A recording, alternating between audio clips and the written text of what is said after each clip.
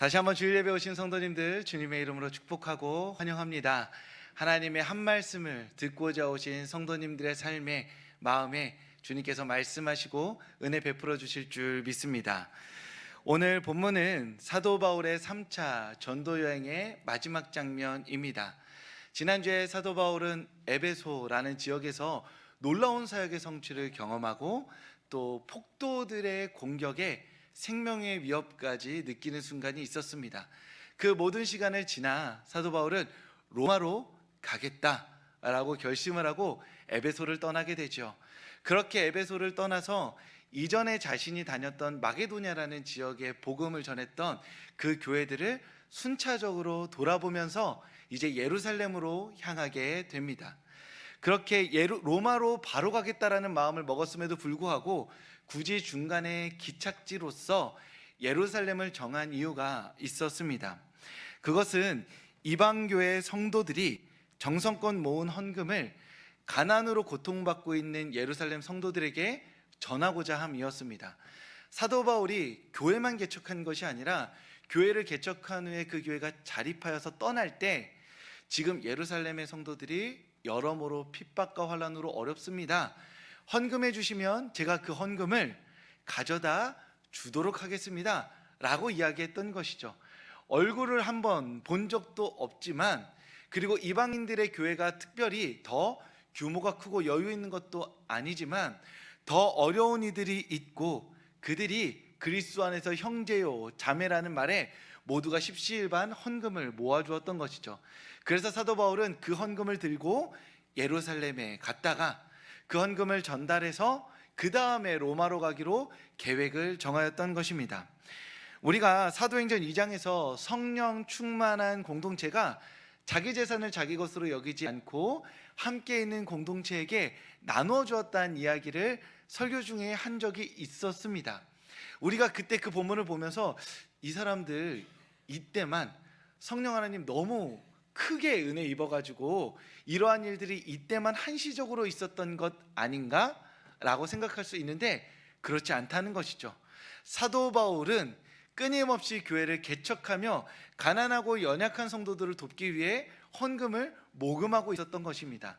어떤 인간적인 관계나 인맥으로 헌금을 거뒀던 것이 아니라 그리스도 안에서 형제자매된 이들이 가난 가운데 고통스러워하고 핍박 가운데 신앙을 지킬 수 없다고 설득하여서 헌금을 가지고 세상 사람들이 이해할 수 없는 방식으로 예루살렘에 가서 그 헌금을 전달하였던 것이죠.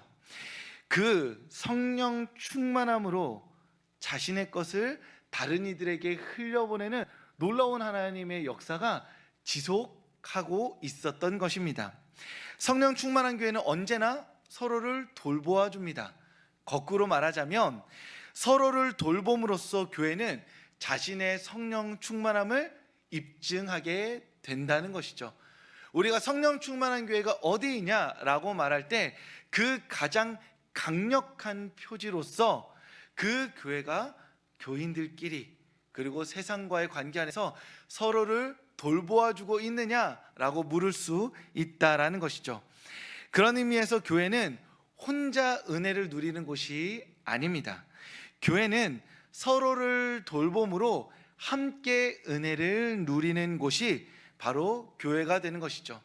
우리 중에 한 10사람 정도가 뜨겁게 하나님의 성령 충만함을 경험하여서 방언도 하고 치유도 하고 사람도 살리는 것이 교회의 이상적인 모습이 아니라 우리 모두가 다 느리지만 한 걸음 한 걸음 서로를 돌보아가면서 하나님의 성령 충만한 가운데 조금씩 자라가는 것, 그것이 바로 하나님이 기뻐하시고 원하시는 교회의 모습이 된다라는 것이죠. 그러니 곁에 있는 서로를 돌보아줌으로써 내가 사랑하고 마음으로 아끼는 그 한 사람을 품고 기도하고 아껴줌으로써 우리 사이에 계신 하나님의 은혜를 누리는 성도님들 되실 수 있기를 주님의 이름으로 축복합니다. 너무 멀리서 너무 이상적인 곳에서 우리가 도와야 할 자를 찾는 것이 아니라 나의 자녀부터, 나의 부모님부터, 나의 배우자부터, 그리고 매주 함께 만나는 성도님들부터 그렇게 마음으로 품고 아껴줌으로써 우리 안에 성령의 충만함을 경험하는 성도님들 되실 수 있기를 주님의 이름으로 다시 한번 축복합니다. 또한 오늘 오후에는 성탄 축하 발표회가 있습니다. 아까 광고에 나왔던 것처럼 이렇게 사춘기를 맞이한 아이들이 부끄러움 없이 찬양 발표회를 준비하고 있습니다. 우리 아동부와 유치부도 있고요. 그리고 교회 성도님들도 많이 발표에 참여해주고 계십니다. 예수님, 우리 가운데 오신 예수님을 기뻐하기 위해서, 그리고 우리 안에 있는 기쁨을 위해서 기꺼이 함께 찬양하는 자리가 성탄 축하 발표회입니다. 저는 그 자체가 서로를 기쁨으로 돌보는 은혜의 시간이 되는 줄 믿습니다. 그러니 이 시간들을 기대하면서 우리가 함께 기뻐하기를 기대하는 마음으로 많은 성도님들이 함께 참여해 주시기를 부탁드립니다. 사도 바울이 에베소를 떠난 지 1년 정도가 지났습니다. 그렇게 밀레도라는 지역에 도착하죠.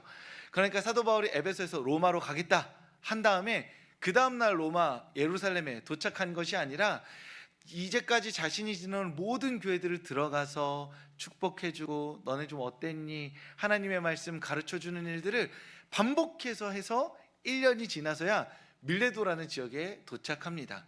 이제 밀레도에서 예루살렘으로 향하면 다시는 이곳에 오지 못할 것이라는 게 사도 바울 마음에 확신이 들었습니다. 아, 이제 내가 이곳을 떠나면 다시는 못 오겠구나.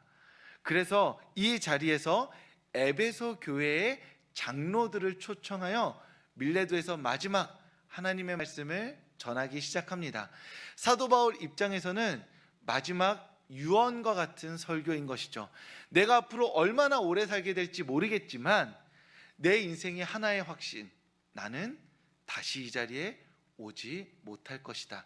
그 마음으로 하나님의 말씀을 전하기 시작하였고, 그렇게 전한 하나님의 말씀이 바로 오늘 본문 35절의 말씀입니다.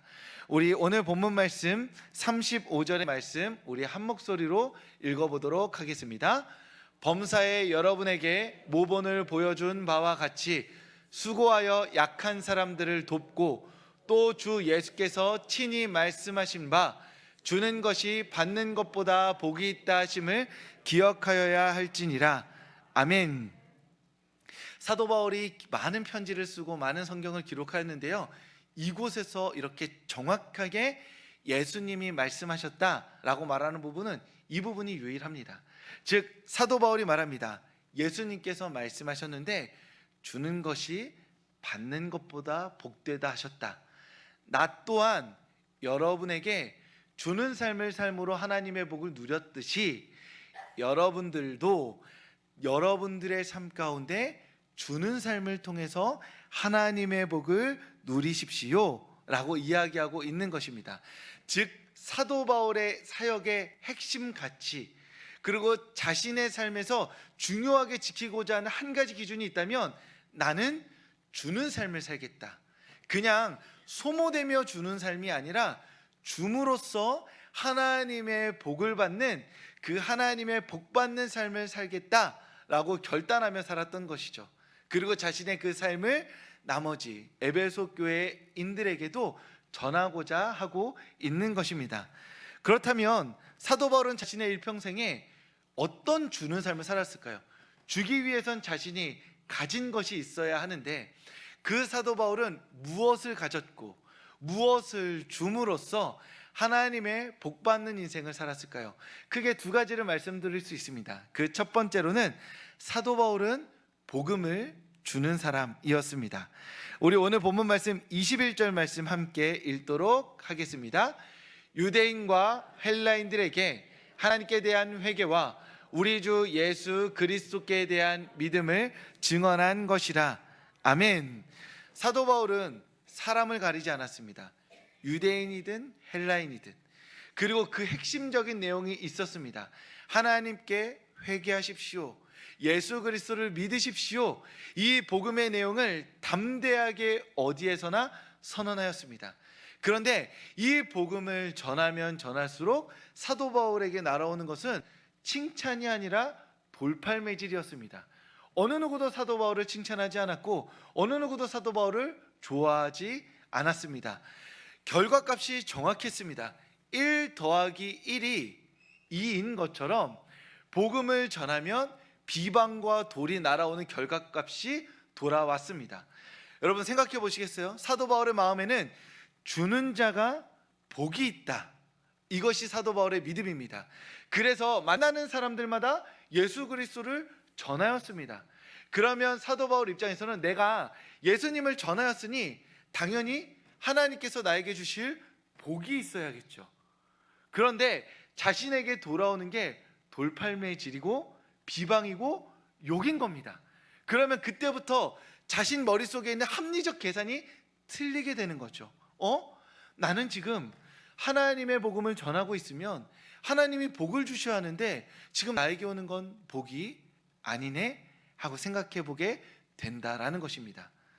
그랬을 때 만약에 오늘 우리의 이야기로 따진다면, 저의 이야기로 따진다면 이렇게 말씀드릴 수도 있겠죠. 하나님, 제가 예수님을 전하니까 저에게 하나님의 복을 주세요 했을 때 제가 마음에 은연중에 이번 주 로또 1등이 당첨되게 해주세요 라고 말한다면 제 인생에 하나님보다 로또 1등 당첨이 더 귀한 복이 되겠죠. 이해되시나요? 내가 예수님을 전해서 얻고자 하는 결과값이 로또 1등 당첨이라면 제 인생의 최고의 가치는 뭐가 되는 것이죠? 돈이 되는 것이죠.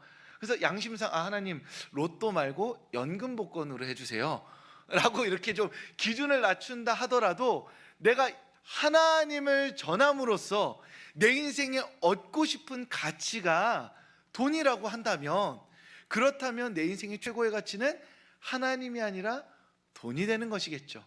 우리가 하나님을 전함으로 말미암아 하나님께서 우리에게 주시는 복이 우리 인생에서 얻을 수 있는 최고의 가치이고 최고로 아름다운 것이며 최고로 탁월한 것이어야 됩니다.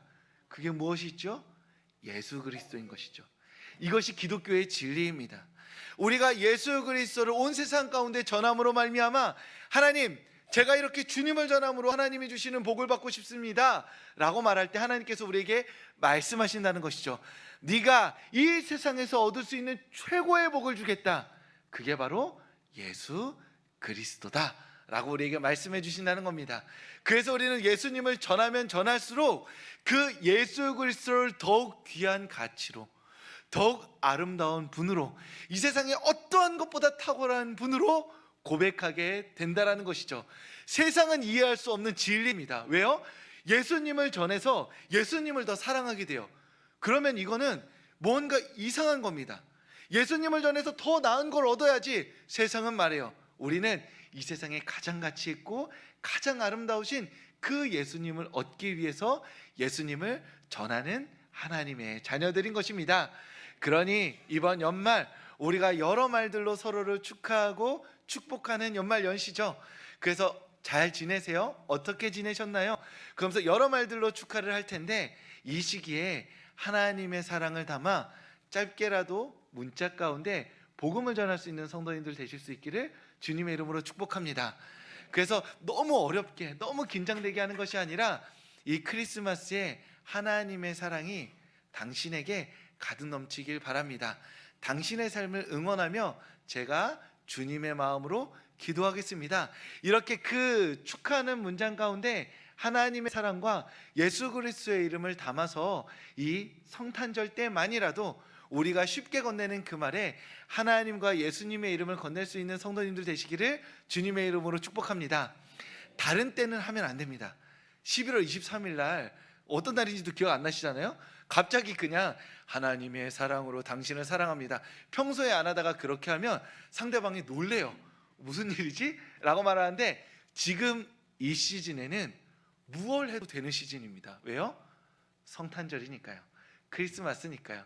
그러니까 용기를 내어서 사랑하는 이들에게, 이전까지 한 번쯤 복음을 전하고 싶었던 이들에게 하나님의 마음으로 예수님의 사랑으로 작은 인사말이라도 건네며 복음을 전함으로써 우리 안에 예수 그리스도의 은혜를 크게 경험하는 성도님들 되시길 주님의 이름으로 축복합니다. 두 번째로 사도 바울이 전한 것은 무엇이었냐면 그리스도인의 삶을 주었습니다. 오늘 35절 말씀인데요, 전반부를 함께 읽도록 하겠습니다. 범사에 여러분에게 모본을 보여준 바와 같이 수고하여 약한 사람들을 돕고, 아멘.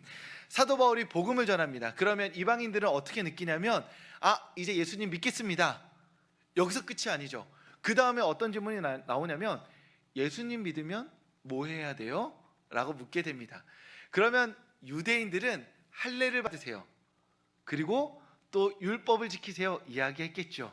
그런데 사도 바울은 오늘 본문에 나와 있는 것처럼 내가 본을 보여줬습니다. 예수님 믿는 삶, 그리스도인의 삶은 무엇인지를 보여주었는데 그게 바로 수고하여 약한 사람들을 돕는 것이었습니다 라고 이야기하고 있다는 것이죠. 다른 여타의 기준들을 많이 이야기했을 것이고 복음의 말씀과 여러 가지 율법적 가치들도 이야기했을 겁니다. 그런데 오늘 본문에서 에베소 교인들에게 마지막으로 전하는 이 말이 무엇이냐 하면 수고하여 약한 사람들을 돕는 것이 그리스도인입니다 라고 사도 바울이 이야기하고 있습니다. 그렇다면 약한 사람들이 누구일까요? 우리가 수고해서 도와줘야 할 그 약한 사람들이 누구일까요? 가장 먼저는 믿음이 약한 사람들입니다. 함께 이방인의 교회에서 예배에 나왔는데 여러 가지 포기해야 할 삶의 가치로 내가 처음 듣는 말, 알아듣지 못하는 말들을 막 들으니까 어려워서 포기하고 싶은 마음이 있는 사람들, 그리고 사도 바울이 핍박받고 있는 걸 보고 저렇게까지 해서 내가 믿음을 가질 일은 아니다, 내 인생을 걸고 예수 믿을 일은 아니다 판단해서 교회로부터 떨어져 나가는 그 믿음이 연약한 사람들을 위해 우리가 수고하고 도와야 한다라고 이야기하고 있는 것입니다. 그런 의미에서 우리가 믿음이 연약한 자를 돕기 위해서 누군가는 찬양대에 서기도 하시고요, 누군가는 교사로 섬기기도 하십니다. 누군가는 식당 봉사로 서기도 하시고요, 누군가는 화장실 청소를 하기도 하십니다. 누군가는 기도의 자리에 나와서 이 자리에서 예배드릴 이들을 축복하며 기도하기도 하고요, 어떤 분들은 이 예배 자리에 나옴으로써 하나님께 예배하는 이들에게 힘이 되어주고 용기가 되어주기도 하는 것이죠. 우리 모두 각자 믿음이 약한 이들을 위해 함께 수고하고 헌신하는 사람들이라는 것입니다. 우리가 특별히 어떤 사람을 도울까라고 말하면서 누군가를 특정할 필요 없이 주일날 이 예배에 나와서 함께 예배드리는 것만으로도 어떤 날에는 어떤 성도님들이 이 자리에 나와서 그래, 이렇게 함께 예배하는 이들이 있구나, 이 자리에서 늘 한결같은 마음으로 예배하는 이들이 있으니 나도 힘내서 예배하자라고 위로받고 용기를 얻는다라는 것이죠. 그런 의미에서 사도 바울은 그리스도인들이 믿음이 약한 자를 돕는 이들이라 말했고, 오늘 이 자리에 나와서 예배하는 우리 성도님들 모두가 사실은 서로의 믿음을 돕는 한 사람의 그리스도인인 줄 믿습니다. 그리고 사도 바울은 여기에서 조금 더 나아가서 약한 자들이란 우리가 사회적으로 경제적으로 약하다라고 말하는 모든 사람들을 포괄하는 의미를 담고 있었습니다. 즉 스스로를 지킬 수 없는 사람들인 것이죠. 그래서 예루살렘의 교회가 여러 핍박으로 말미암아 그 삶을 지탱할 수 없을 때 이방 교회 성도들에게 헌금을 모아서 재정적으로 그들의 삶을 지켜주고자 했던 것입니다. 왜냐하면 삶이 한계까지 내몰리면 복음이나 예수 그리스도의 이름을 기꺼이 받아들이기가 매우 어렵기 때문입니다. 역설적으로 말씀드릴 수 있는 건 인생의 희망이 없어지는 순간에 더욱 예수님을 붙잡게 되는 이들도 있지만, 그렇게까지 인생의 끝자락에 밀려버렸을 때는 하나님이 선하시다는 말 자체가 사치스럽게 여겨지기도 한다는 것이죠. 그런 의미에서 스스로를 지킬 수 없는 이들을 위해서 사도 바울은 그들의 삶을 회복시켜주고 하나님의 사랑을 그 마음에 심어주기 위해서 그 믿음이 약한 자들, 그리고 사회 경제적으로 약한 이들을 돕고자 하였던 것입니다. 그렇게 사도 바울은 그리스도인이란 누구이냐, 그리스도인의 삶이란 무엇이냐, 이렇게 너의 곁에 있는 약한 자들을 살리는 사람이 그리스도인이다 라고 우리에게 보여주었던 것이죠. 그런데 만약 우리가 오늘 이 시간에 제가 성도님들 그리스도인은 누군가요? 라고 말하면서 우리가 그리스도인의 교회의 전형적인 모습을 찾는다면 아마 많은 분들이 유튜브에 나오는 조회수가 높은 목사님을 생각하실 수도 있을 겁니다. 또는 유명한 찬양팀이나 많이 모이는 교인들을 보여주면서 이렇게 교회가 살아있어, 하나님의 역사가 뜨거워 라고 말하실 수도 있을 것입니다. 그런데 사도 바울이 말한 그리스도인은 그런 모습이 아닙니다. 우리가 얼마나 강한지, 우리가 얼마나 힘이 있는지, 우리가 얼마나 많이 모일 수 있는지를 강조하고 드러내 보이는 것이 아니라, 오늘 본문 말씀에는 약한 이들 곁에 서서 그들과 함께하는 사람들이 그리스도인이다 이야기하고 있는 것이죠. 그런 의미에서 성도님들, 마음속에 품고 계신 그리스도인이 한 분쯤 있으신가요? 유명하고 멋있고 대단한 사람이 아니라 사도 바울, 예수님 말고 이렇게 우리 마음에 정말 이 사람은 그리스도인이었어 라고 마음에 품고 계신 성도님들 한두 사람쯤 있으신가요? 저는 그럴 때마다 여러 사람들이 스쳐 지나가는데, 오늘은 권정생 선생님이 제 머릿속에 스쳐 지나갔습니다.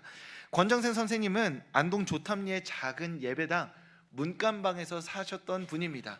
매일 새벽 종지기로 4시와 6시에 건강이 닿는 한 종을 치며 사셨던 분이죠.